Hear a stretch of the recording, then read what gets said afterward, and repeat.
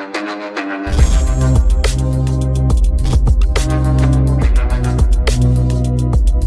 Friends, welcome back to my channel Priyanka Surajit blogger. বন্ধুরা, তোমরা সবাই কেমন আছো? আশা করি সবাই ভালো আছো। আমিও খুব ভালো আছি। আর একটা নতুন ব্লগ নিয়ে তোমাদের কাছে চলে এসেছি। তোমরা দেখতেই পাচ্ছ যে ঘরটা এত মেসি হয়ে আছে কেন, চারিদিকে ফুল টুল, কারণ সামনেই আসছে গণেশ চতুর্থী। তো আমাদের বাড়িতে প্রত্যেক বছরই গণেশ পুজো হয়। তো সেই উপলক্ষেই গণেশ পুজোর জন্যে বাবা প্যান্ডেল, ছোট্ট করে প্যান্ডেল করে ঘরের মধ্যে ফুল দিয়ে ডেকোরেট করেছে। তো তোমাদেরকে সেটাই শেয়ার করছি। তো আমাদের রাতের বেলায় গণেশ ঠাকুর চলে এসছে। তো এই সাজটা পুরোটাই আমার বাবা করেছে, আর লাস্টের দিকে আমার বর একটু হেল্প করেছিল। পুরোটাই আমার বাবা সাজিয়েছে।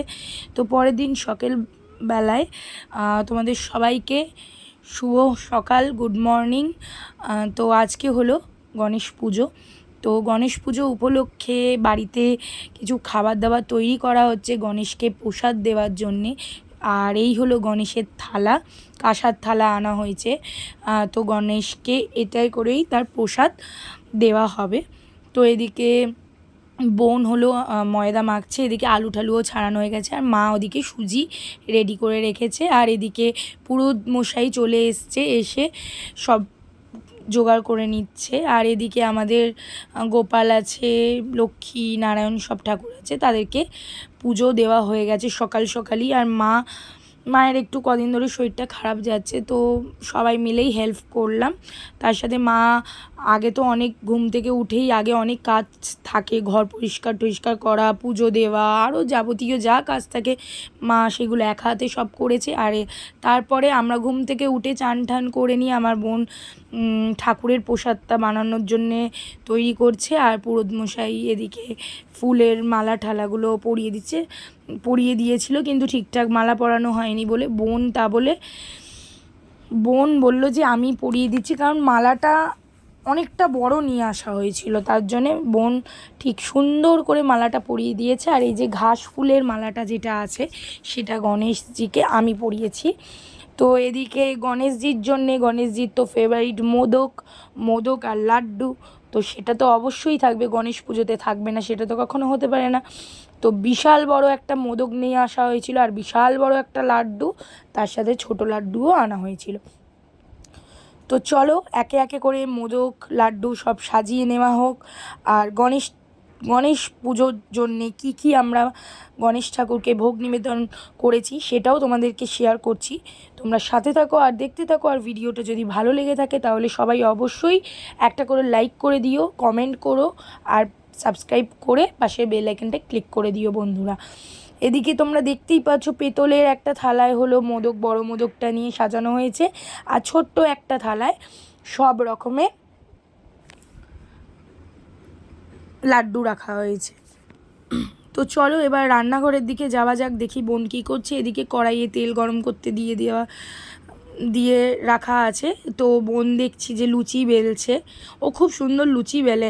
আমি না সেরকমভাবে লুচি বেলতে পারি না, কিন্তু আমি গণেশ পুজোর দিনকে আমি যে কটা লুচি ভেজেছি সব কটা দেখলাম ফুলেছে। তো ঠাকুরের প্রসাদটা ওই রেডি করলো, মা তো বললামই সুজি করে রেখে দিয়েছিল। আর এদিকে আলুর দম হয়েছিল, লুচি হয়েছিল, আর তার সাথে মিষ্টি দেওয়া হয়েছিল, আর একটা মাজা দেওয়া হয়েছিল। তো তোমাদের ভিডিওটা কেমন লাগলো তোমরা কিন্তু বন্ধুরা অবশ্যই কমেন্ট বক্সে জানিও। আর হলো সাথে দেওয়া হয়েছিল সোনপাপড়ি। এই হলো আমাদের গান্নু। তো কীরকম সাজানো হয়েছে সেটাও কিন্তু অবশ্যই জানিও। তো এবার চলো পুরোহিত মশাই পুজো শুরু করুক, তোমরাও সাথে থাকো, দেখতে থাকো।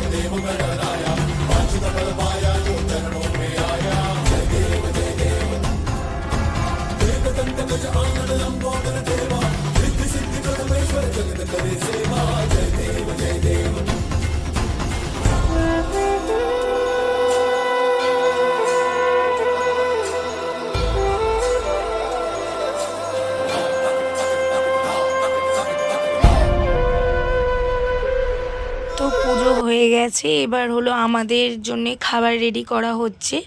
তো এদিকে আলুর দমের আলুগুলো ভেজে রাখা হয়েছে করবে বলে, আর এদিকে হয়েও গেছে খাবার, লুচি, আলুর দম আর মিষ্টি সুজি খাওয়া দাওয়া হয়েছিল।